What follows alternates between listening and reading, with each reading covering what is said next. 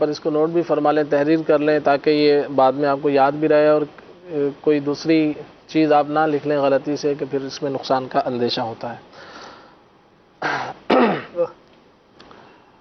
سر درد کے حوالے سے عرض کرنا ہے، سر درد کی مختلف وجوہات ہوا کرتی ہیں، اس میں بعض اوقات قبض بھی ہوتا ہے، بعض اوقات آنکھیں کمزور ہوتی ہیں، بعض اوقات نیند پوری نہیں ہوتی، بعض اوقات ایسا بھی ہوتا ہے کہ بندہ بھوکا رہتا ہے، کمزوری کے باعث بھی ایسا ہوتا ہے۔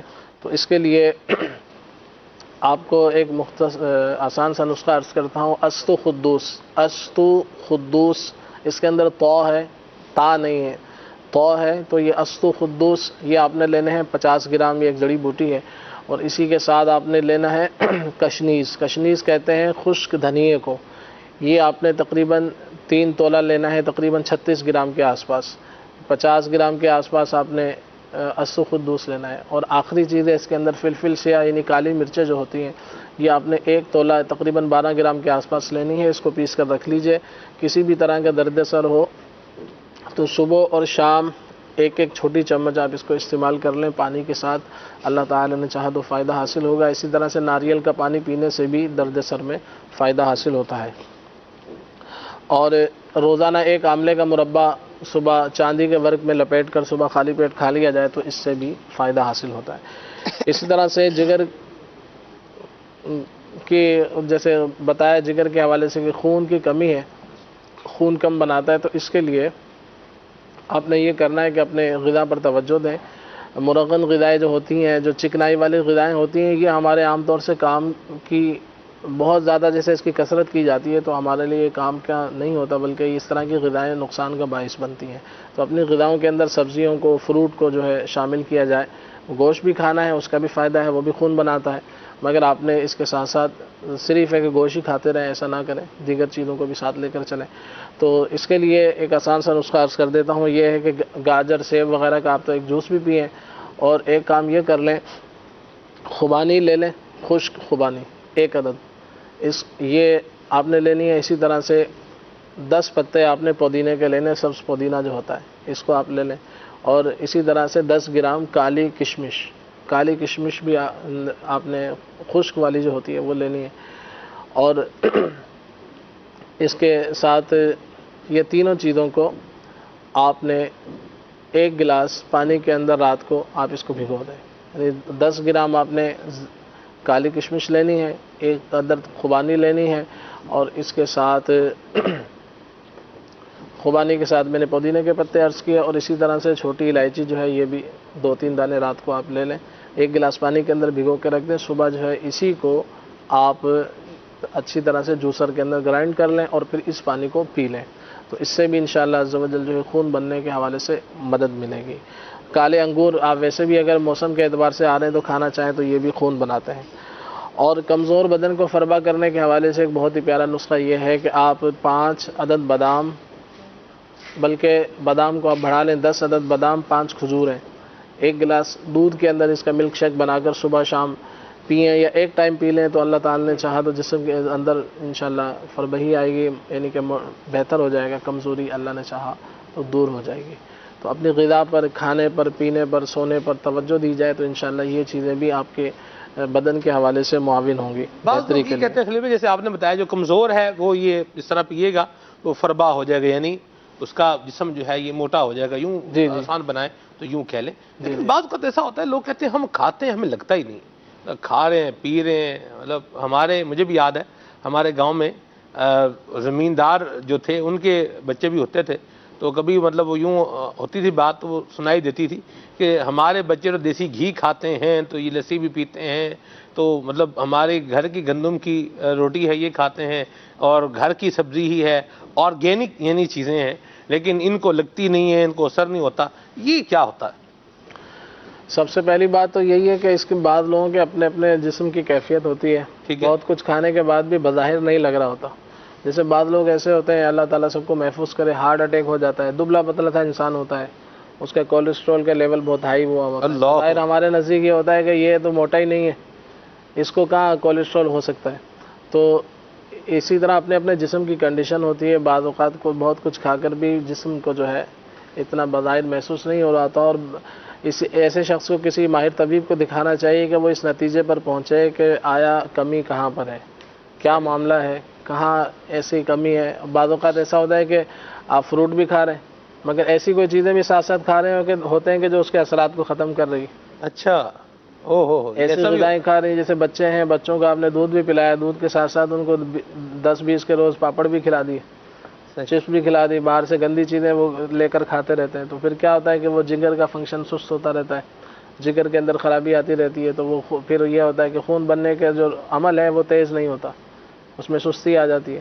تو یہ وہ چیزیں کھائیں۔ آج کل ہمارا یہ ہوتا ہے کہ ڈاکٹر یا طبیب کے پاس ہم نے جب جانا ہے کہ جب ہم بیمار ہوں، حالانکہ ایسا نہیں ہے۔ طبیب اور ڈاکٹر کے پاس جب جایا جاتا ہے کہ جب بندہ صحت مند ہو، کہ بیمار نہ ہو، آنے والے وقت میں بیماری سے بچا جا سکے۔ صحیح معنوں میں ڈاکٹر اور طبیب کے پاس اس دورانیے میں جانا چاہیے کہ جب بندہ ٹھیک ہو، کہ ٹھیک ہی رہے۔ اب ہمارا حال یہ ہے کہ ہم نے جب ہی جانا ہوتا ہے کہ جب ہمیں ظاہر بات معلومات نہیں ہوتی، ہر چیز کھا رہے ہیں، پی رہے ہیں، تو پھر کیا ہوتا ہے کہ وہ بالآخر بندہ بیمار ہوتا ہے، پھر ڈاکٹر کے پاس جاتا ہے، اور پھر سب کو علاج کے جو آداب ہوتے ہیں وہ بعض اوقات نہیں پتہ ہوتے، بعض اوقات وہ ڈاکٹر ہی قابل نہیں ہوتا، ماہر طبیب نہیں ہوتا، تو اس وجہ سے ایسا ہوتا ہے۔ تو اب یہ ہے کہ سمجھ میں یہ آتا ہے کہ فروٹ اور سبزیاں، اسی طرح گوشت وغیرہ ہے، دیگر چیزیں ہیں، اگر کھانے پینے پر توجہ دی جائے اور باہر کی غذاؤں سے بچا جائے، وقت پر سویا جائے، وقت پر کھایا جائے۔ لیکن خلیل بھائی دیکھیں، جو ہوٹل کے کھانے میں ٹیسٹ ہوتا ہے نا، وہ گھر کے کھانے میں ٹیسٹ ویسا بن جائے یہ بہت کم ہوتا ہے۔ اس میں میرے آقا شیخ طریقہ امیر سنت دامت برکاتہم العالیہ کا ایک بہت ہی پیاری تحریر ہے کہ زبردستی کا بنایا ہوا لذیذ کھانا، اس طرح کی کچھ تحریر ہے آپ کی۔ اچھا، دیگوں کا بنا ہوا زبردستی کا لذیذ کھانا، اب وہ زبردستی اس کو لذیذ بنایا جاتا ہے بعض اوقات۔ اچھا، اس میں یہ خیال نہیں ہوتا کہ یہ صحت کے لیے فائدہ مند کتنا ہوگا۔ جیسے ہمارے ہاں رمضان المبارک میں فیضان مدینہ میں اس چیز کا خیال کیا جاتا ہے کہ وہ بہت ہائی فائی لذیذ نہ بھی ہو، لذیذ ہوتا ہے، بہت اچھا ہوتا ہے، مگر ہائی فائی لذیذ نہ ہو مگر صحت کے لیے اچھا ہو۔ اچھا، ایسی بات۔ اب یہ ہوٹلوں کے اندر یہ ہوتا ہے کہ اگر وہ زیادہ لذیذ نہیں ہوگا تو چلے گا نہیں، تو صحت عزیز انہیں عام طور سے نہیں ہوتی، بلکہ ان کو یہ ہوتا ہے کہ ہمارا ہوٹل چلے۔ تو اچھے ہوٹل والے بھی ہیں کہ جہاں پر ان چیزوں کا حفظان صحت کا خیال بھی رکھا جاتا ہے، مگر عام طور سے جو جنرلی وہ یہی بات ہے کہ اس کے اندر مختلف یعنی کہ معاملہ سے ایسے کام لیا جاتا ہے کہ جو صحت کے لیے جو مناسب نہیں ہوتا۔ میں خالد بھائی ایک بات پہ غور کر رہا ہوں عمر بھائی جی، کہ جیسے خلیل بھائی نے ابھی کہا کہ گندے تیل میں بنے ہوئے پاپڑ ہیں، گندے تیل میں بنے ہوئے چپس ہیں، یہ لوگ جو گندے تیل کے اندر یہ سب چیزیں بنا رہے ہیں یہ نسلوں کو تباہ کر رہے ہیں، چند کوڑیوں کی خاطر لوگوں کی نسلوں کو تباہ کر رہے ہیں۔ کیا کر رہے ہیں خالد بھائی؟ اپنا فائدہ چاہ رہے ہیں۔ اصل میں یہ ہے کہ میرا گزارا ہو جائے، میں اچھا ہو جاؤں، دوسرا کچھ بھی کرے، جو برا ہو رہا ہے وہ اس کے ساتھ ہو رہا ہے۔ اصل میں سلمان بھائی دیکھیں، دکھ، درد، تکلیفیں یہ سبھی پر آنی ہے، جی، سبھی نے ان کے ساتھ گزارا کرنا ہے، ایسی بات۔ لیکن جس کا جہاں زور چل رہا ہے نا، وہ یہ سمجھ رہے کہ جناب میرے بچے کا اسکول کا خرچہ ہے، میرے بچے کا علاج کا خرچہ ہے، میرے بچے کا غذاؤں کا خرچہ ہے، دودھ اور یہ ساری چیزیں۔ جی، اب میں کیا کروں؟ اگر میں کوئی چیز بیچ رہا ہوں تو اس کو ایسے بیچ دوں کہ میرے پاس اتنے پیسے آ جائیں کہ اپنے بچے کے سارے اخراجات میں پورے کر جاؤں، یا جو کچھ میری ضروریات ہیں ان کو میں پورا کر جاؤں۔ تو جہاں اس کا داؤ چل رہا ہے وہ چلا رہا ہے، اس کے بعد اس کا بچہ بیمار ہوتا ہے، یہ ڈاکٹر کے پاس جاتا ہے، اب ڈاکٹر کو پکوان کے بھی بل دینے ہیں اور سارے کام اس نے بھی نمٹانے ہیں، تو اب جہاں اس کا داؤ چلے گا یہ وہاں نمٹا دے گا، پھر اس کے بعد اس کا بچہ بھی کسی نہ کسی چیز کا محتاج ہوگا، کسی نہ کسی اسکول میں پڑھے گا، جہاں ان کا داؤ چلے گا وہاں وہ چلا دیں گے۔ اگر سید عالم صلی اللہ تعالیٰ علیہ وآلہ وسلم کی تعلیمات کو پیش نظر رکھا جائے اور انسانوں کے ساتھ ہمدردی والا معاملہ کیا جائے، سلمان بھائی ہر شخص دوسرے بندے کا خیر خواہ نظر آئے گا۔ اسلام نے جو تعلیمات عطا فرمائی ہے نا وہ دین النصیحہ والی تعلیم، ایسی بات، دین خیر خواہی کا نام۔ میں یہ سوچ رہا ہوں کہ لوگ یہ گندی چیزوں سے یہ تیل، یہ گندے مطلب یہ بنا کیسے لیتے ہیں؟ یہ عجیب معاملہ ہے۔ ویسے عجیب سا ہے میرے بچے نے نہیں کھانے، میں اپنے بچے کے لیے کسی اچھی جگہ سے کھانا لاؤں گا. اللہ، یہ تو میں نے بیچنا ہے. بیچنے کی چیزیں کچھ ہے میرا مشاہدہ اس اعتبار سے کہ یہ اس قسم کے افراد بیچنے کے لیے جو ساز و سامان ہوتا ہے، جو تیل وغیرہ ہوتا ہے، وہ الگ خریدتے ہیں. گھر کے لیے جو گھر میں استعمال ہونا ہے وہ الگ خریدا جاتا ہے. جو بیچنے کے لیے استعمال ہوگا اس کے برتن الگ ہوں گے، ان کی صفائی کتنے دنوں بعد ہوگی وہ ایک الگ معاملہ ہے. گھر میں ایسا تھوڑی ہے. اسے تو میرے بچے کی صحت وابستہ ہے، میری ماں باپ کی، میرے گھر والوں کی، میرے بہن بھائی کی صحت وابستہ ہے. اس کو تھوڑی میں ہفتوں ایسی پڑا رہنے دوں گا، اس میں تھوڑی چھپکلیاں گھوم رہی ہوں گی، اس کو ایسے نہیں چھوڑوں گا، وہ میرا اپنا ہے. لیکن یہ تو کیا ہے کہ جس میں بیچ رہا ہوں وہ تو بندہ باہر کا آئے گا، وہ جو کھانا ہے جو لینا ہے وہ لے کے چلا جائے گا. کس کے پاس اتنی فرصت ہے کہ آپ کے برتن جھانکتا پھرے گا؟ ابھی جو مال نکل رہا ہے وہ نکال دو، باقی بات کی بعد میں دیکھیں گے. بات کس نے دیکھی؟ اللہ بچائے. ایسا نہ کریں، ایسا نہ کریں. گندے تیل میں پکا رہے ہیں، پھر تیل بھی ایک حد تک ہی اس میں اس کو یوٹیلائز کیا جا سکتا ہے، اور پھر اس کے ایک قوانین بھی ہیں. مطلب نہ کریں ایسا. کسی کے بچے کی زندگی داؤ لگا رہے ہیں، آپ اس پر غور کریں. اور پھر یہیں پر میں مطلب دکاندار ہمارے جو ہوتے ہیں سامان بیچنے والے، دکانداروں کو پتہ ہوتا ہے کہ ہم جو یہ بیچ رہے ہیں یہ اصلی بیچ رہے ہیں یا یہ نقلی بیچ رہے ہیں، یہ جعلی ہے یا اصلی ہے، یہ کیا ہے، اور یہ کس کیٹیگری کا ہے. میں نے ایک جگہ پر عمر بھائی تیل دیکھا، ابھی جیسے خلیل بھائی نے بات کی ہے تو وہ چل نکلی. میں نے تیل دیکھا کسی دکان پر، کھلا تیل تھا. میں راشن لینے گیا ہوا تھا، کریانے کی دکان تھی. تو میں نے کہا یار یہ کتنا صاف اور شفاف تیل ہے. یہ آئل تھا، تیل نہیں تھا. آئل، تیل کو انگلش میں آئل کہتے ہیں، گھی ہوتا ہے. تو میں نے کہا یار یہ کتنا صاف اور شفاف آئل ہے. تو اس دکاندار کے چہرے پر ایک مسکراہٹ تھی، اور اس مسکراہٹ میں پیغام تھا.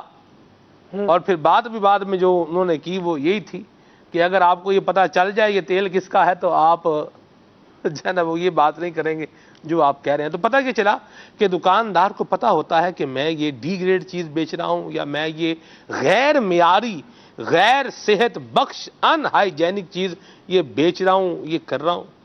ایسا نہ کریں. آپ کو رزق حلال کمانا ہے، وہ کیا ہے، مل ہی جائے گا تجھ کو جو تیرے نصیب میں رزق حلال رکھا ہے وہ مل ہی جانا ہے. نصیبو کا یصیبو کا ولو کان تحت الجبلین، تیرے حصے کا نصیب تجھے مل جائے گا اگر پہاڑوں کے نیچے ہو.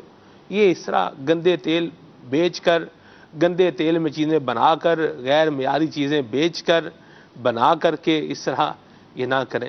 اس طرح نہیں کرنا چاہیے عمر بھائی. یہ جس طرح خالد بھائی نے فرمایا کہ جو اس طرح کے کام کر رہے ہوتے ہیں، گندے تیل کے اندر پکا رہے ہیں، پاپڑ بنا رہے ہیں، اس طرح کے مطلب اس طرح کام کر رہے ہیں، تو سچی بات یہ ہے کہ ان کے ساتھ بھی پھر آگے اسی طرح ہوتا ہے.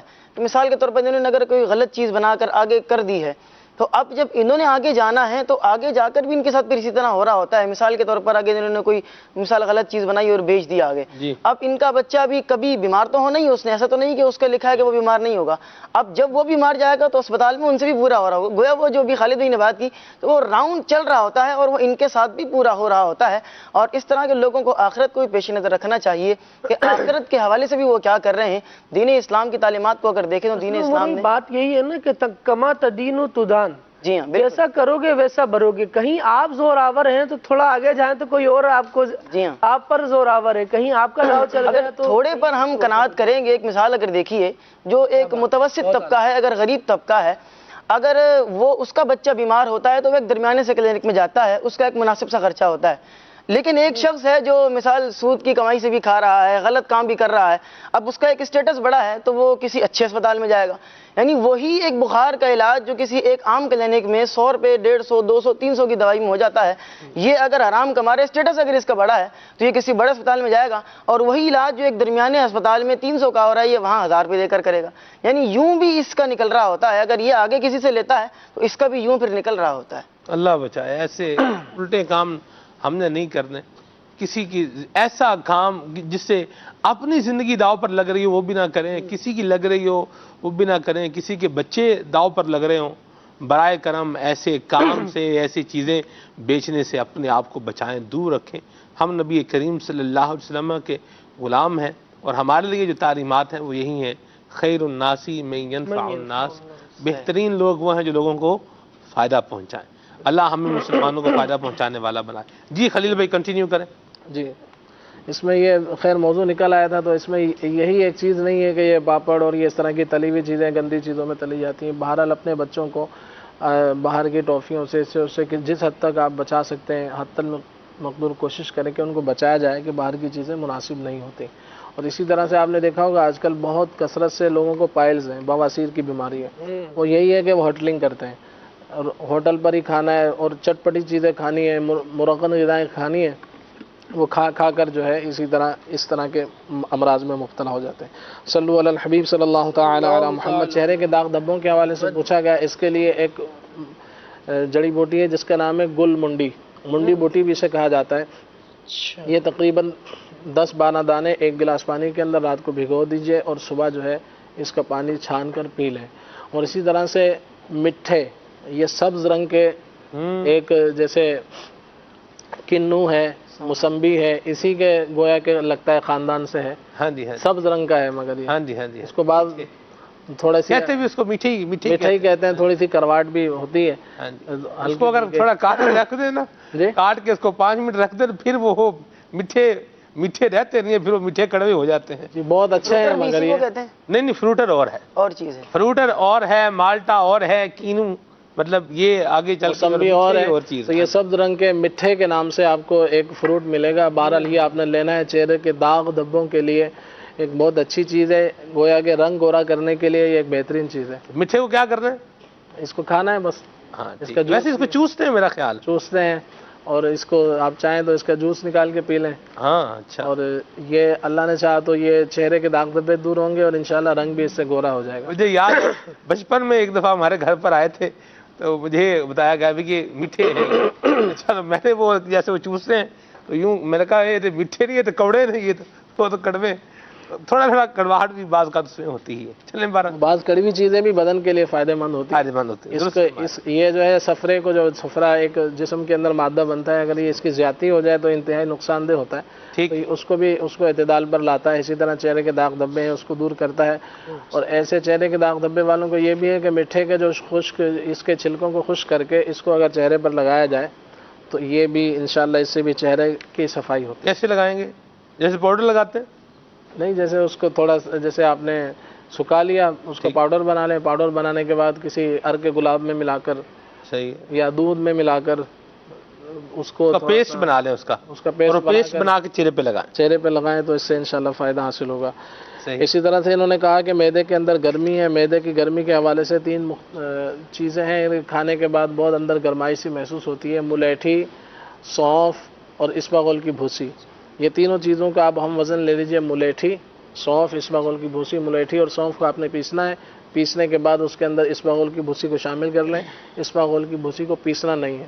تو یہ تینوں چیزیں کہ مکس کر کے رکھ لیجئے، ایک چمچ کھانے کے بعد استعمال کریں، انشاءاللہ معدے کی گرمی سے نجات حاصل ہوگی۔ اور اس کے ساتھ ساتھ آپ ایسی گرم چیزوں کا استعمال بھی نہ کریں۔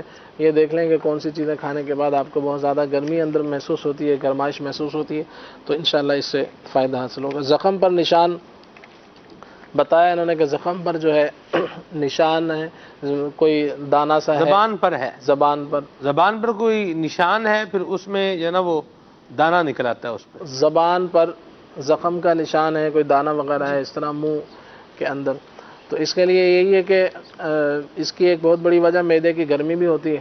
تو یہ جو میں نے ابھی عرض کیا، ملیٹھی، سونف اور اسبغول کی بھوسی، اگر یہی آپ استعمال کریں تو انشاءاللہ معدے کی گرمی دور ہوگی۔ اگر اس کا سبب یہ ہوا تو اس کے بعد انشاءاللہ آپ دیکھیں گے کہ چہرہ صاف، آپ کا یہ زبان جو ہے یہ صاف ہو جائے گی۔ اور اس کی مختلف وجوہات ہوتی ہیں، پھر اگر ورنہ کسی اچھی کمپنی کا شربت توت سیاہ بھی لے سکتے ہیں، اس کو تھوڑا سا آپ زبان پر، جیسے ایک ہوتا ہے پینا، ایک ہوتا ہے چاٹنا، تو 2-3 چمچ دن میں 2-3 مرتبہ چاٹیں گے تو اس سے بھی جو ہے زبان کا یہ معاملہ ٹھیک ہو سکتا ہے انشاءاللہ عز و جل۔ پھر بھی ٹھیک نہ ہو تو کسی اچھے طبیب کو آپ دکھا دیجئے۔ کمر کے درد کے حوالے سے کہا گیا، کمر کے درد کے لیے 3 انجیر صبح شام آپ استعمال کریں کھانے کے بعد انشاءاللہ عز و جل اس سے فائدہ ہوگا۔ ایک جڑی بوٹی آتی ہے جسے کہا جاتا ہے اسگن، اسگن ناگوری، یہ آپ لے لیجئے، تقریباً 100 گرام لے لیں، اس کے اندر 100 گرام آپ دیسی کھانڈ بھی ملا لیں، دونوں چیزیں اگر شوگر ہے تو نہ ملائیں، اور اسی کو آپ ایک ایک چمچ صبح شام استعمال کریں تو انشاءاللہ عز و جل کمر درد سے فائدہ ہوگا۔ دمے کے حوالے سے پوچھا گیا تھا، سانس صحیح نہیں آتی ہے تو اس کے لیے ایک آپ نسخہ تحریر فرما لیں۔ شکر تغال ایک جڑی بوٹی ہے، اسی طرح سے کاکڑا سنگھی ایک جڑی بوٹی ہے، دونوں کو 12-12 گرام لے لیجئے۔ تیسری چیز اس کے اندر کالی مرچیں شامل کر لیں، وہ تقریباً 6 گرام، اور رب السوس یہ ملیٹھی کا ست ہوتا ہے، یہ آپ نے 12 گرام لینا ہے، اور اس کے اندر پھر آپ نے 1 گرام زعفران پیس کر ڈالنی ہے۔ یہ تمام چیزوں جڑی بوٹیوں کو پیس لیجئے اور زعفران کو الگ پیسنا ہے۔ یہ تمام چیزیں پیس کر 1 پاؤ شہد کے اندر آپ شامل کر لیں، صبح شام 1-1 چمچ اس کا استعمال کریں، انشاءاللہ عز و جل آپ کو دمہ ہے، کھانسی ہے اور نزلہ زکام ہے، ان تمام چیزوں کے اندر یہ آپ کے لیے انشاءاللہ بہت زیادہ فائدہ مند ہوگی انشاءاللہ عز و جل۔ اللہ تعالیٰ سب مریضوں پر رحمت کی نظر فرمائے۔ میری کوشش تھی کہ جتنے میں